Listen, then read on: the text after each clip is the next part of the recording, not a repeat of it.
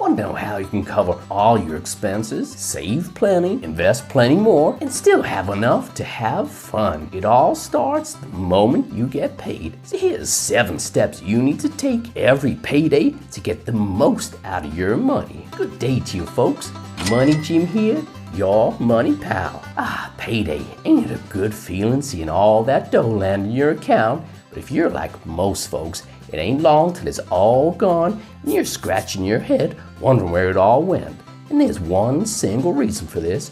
You ain't in control of your money. But you're in luck, sunshine, because by the end of this here video, you'll know exactly what you gotta do to take control. And you know what that's gonna do? It's gonna pay off all your debt if you got it. It's gonna get you covered whatever life throws at you, and it's gonna grow your money so that over time you can become rich. Total money, peace of mind. Sound good to you? Let's get started then with step number 1. Max your employer match. This step actually happens before you even get paid, but over the long run, could be more important than anything else. See, plenty companies offer to match your contributions into a retirement savings plan, like a 401k in the US, or a SIP in the UK, or an RRSP in Canada. So you put some money in each month, and your employer puts in the same amount too. Now usually there's limits, but if you can afford it, put in the most you can that your employer will match. Think about it. For every dollar you add, you end up with $2 after your employer's matched it. That's a guaranteed 100% return. Where are you gonna go find a guaranteed returns like that? Nowhere. That's where. Not only that, your contributions are usually tax deductible, so you'll not only grow your money, you'll reduce your tax bill too, giving you an even bigger boost. I don't agree at all with all these folks saying retirement savings plans like the 401k are designed to keep you poor. Sure, some of them could be cheaper, and the automatic investment options could be better, but how is doubling your money guaranteed every time you add to it, making you poor? If anything's gonna make you poor, it's not taking advantage of your employer match. You'll end up with a whole lot less money in your retirement, so make sure you max your employer match. Okay, on to step number 2. Make automatic payments. So this next step feeds into nearly all the others left on the list. Let's think about what an automatic payment is for a sec. It's money moving from your account to somewhere else without you having to lift a finger or even think about it. So once you set them up, automatic payments ain't actually something you're gonna do at all on payday. You just let them do that thing, doing all the work for you. Of course, you gotta decide where the money's gonna go and how much is gonna be paid each time. You're gonna need a budget for that. Go watch this here video if you want to find out about Jim here's mighty simple budget that really works. Okay, so you can have a payment for your rent or mortgage, plenty I'm sure for utility bills and insurance, others for subscriptions, and so on. You'll also need an automatic payment for each of the next steps. So let's look at number 3, save for emergencies. You probably already heard that most Americans couldn't even afford an unexpected $1,000 expense. That could be a car repair, medical bill, busted fridge, the list goes on. And it ain't just Americans neither. Wherever you are in the world, chances are most folks in your country living paycheck to paycheck too. So when some big bill lands on your door, if you ain't got an emergency fund, you in trouble now. And trust me, those nasty surprises are coming. It's just a matter of time. So if you ain't got an emergency fund, start building it up. And don't think $1,000 is enough. If you lost your job, that ain't even gonna cover you for 1 month. So make sure you got at least 3 months worth of living expenses saved up. Maybe even more depending on your situation. I got a video on that too if you want to find out how much you should save for an emergency fund, as well as where to keep it and how to look after it. Anyways, until you build it all the way up, your emergency fund should be priority number 1 before investing, before saving for a property, even before paying off loans in some cases. And that brings us nicely on to step number 4, pay off your debts. Now if you ain't got no debt, good for you, sunshine. You can go skip along to step number 5. By the way, Even though mortgage is debt, that one's covered under step number 2. Here we talking about credit cards, auto loans, personal loans, student loans, and the like.